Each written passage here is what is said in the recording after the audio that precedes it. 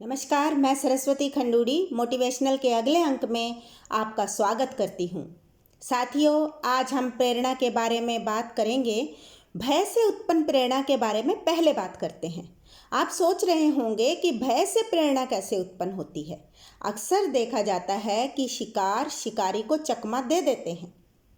हिरण के पीछे यदि शिकार करने के लिए शेर दौड़ रहा हो तो हिरण शेर से तेज दौड़ता है, क्योंकि उसे अपने पकड़े जाने का भय होता है और भय के कारण उसे जान बचाने की प्रेरणा मिलती है। इस प्रकार भय हमारे लिए प्रेरणा देने वाला बन जाता है। लेकिन भय से जन्म लेने वाली प्रेरणा के नुकसान भी होते हैं। इसके नुकसान इस प्रकार हैं कि प्रेरणा तभी तक कायम रहती है जब तक प्रेरणा देने वाला मौजूद रहता है, जैसे हिरण के लिए शेर। यदि शेर रास्ते से हट जाए तो प्रेरणा भी समाप्त हो जाती है और फिर दोबारा कहीं शेर से टकराव ना हो जाए, यह बात हिरण को तनाव में ले आती है। भय से मिली प्रेरणा तनाव पैदा करती है। आखिरकार काम करने की शक्ति घट जाती है।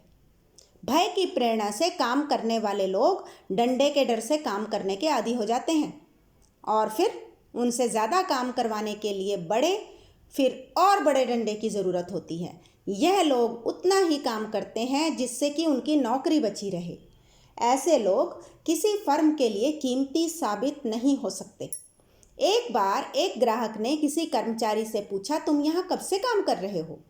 कर्मचारी ने जवाब दिया, जब से उन्होंने मुझे नौकरी से निकालने की धमकी दी है।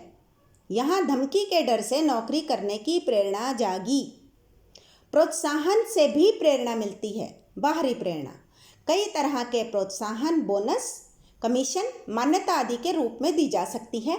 इसका सबसे बड़ा लाभ यह है कि जितना असरदार प्रोत्साहन मिलता है उतनी कारगर प्रेरणा साबित होती है। जैसे उस गधे के बारे में सोचिए जिसके आगे गाजर लटकी हो और पीछे गाड़ी जोत रखी हो। ऐसे मामले में प्रोत्साहन प्रेरणा कारगर तभी साबित होगी जब गधा भूखा हो और गाड़ी पर लदा बोझ हल्का हो।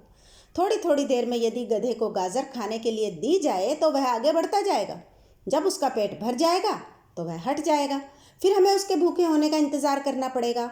बिजनेस एनवायरनमेंट में भी यही सिलसिला देखने को मिलता है। सेल्समैन अपना टारगेट पूरा होते ही काम बंद कर देते हैं, क्योंकि उनकी प्रेरणा टारगेट पूरा होने तक ही सीमित होती है। ऐसी प्रेरणा बाहरी होती है, आंतरिक नहीं। आंतरिक प्रेरणा कैसी होती है, आइए जानते हैं। आत्मसम्मान, उपलब्धि के एहसास, जिम्मेदारी और विश्वास जैसी आंतरिक प्रेरणाएं आपके भीतर से उपजती हैं। ऐसी प्रेरणा आंतरिक संतुष्टि देती है। इसका संबंध जीत या सफलता से नहीं होता, काम को पूरा होने की संतुष्टि से होता है। इसका रिश्ता केवल मंजिल पाने से नहीं होता, बल्कि काम को अंजाम तक पहुंचाने से होता है। निरर्थक लक्ष्यों की प्राप्ति से आत्मसंतुष्टि नहीं मिलती। आंतरिक प्रेरणा टिकाऊ होती है क्योंकि यह अंदर से जन्म लेती है और आत्म प्रेरणा बन जाती है।